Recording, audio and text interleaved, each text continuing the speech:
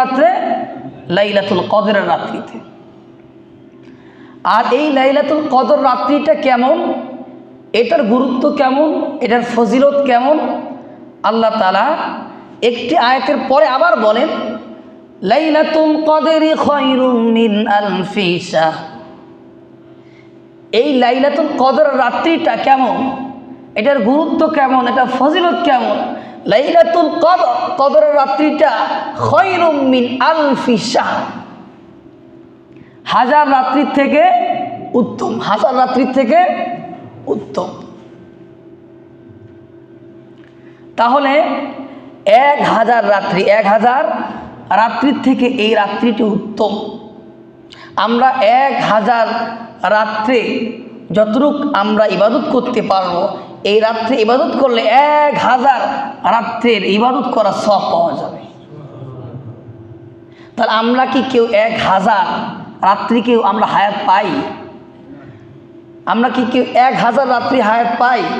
না, 100, 200, 300।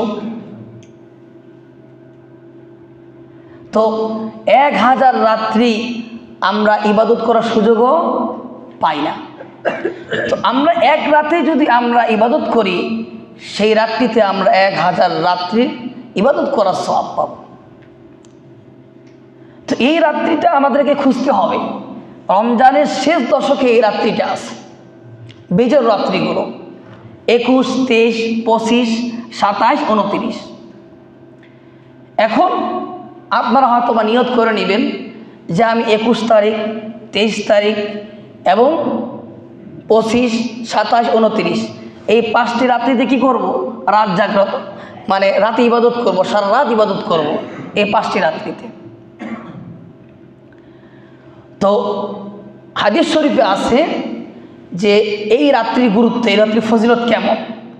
রাসূলুল্লাহ সাল্লাল্লাহু আলাইহি ওয়াসাল্লাম বলেন মান সামা রমাদানা ঈমানান ওয়া ইহতিসাবান, কোনো ব্যক্তি যদি ঈমানের সাথে সওয়াবের আশার উদ্দেশ্যে, সওয়াবের উদ্দেশ্যে রোজা রাখে, রমজান মাসের রোজা রাখে, গুফিরা লাহু মা তাকদ্দামা মিন যামবি, তার জীবনের সমস্ত গুনাহ মাফ করে দেওয়া হবে।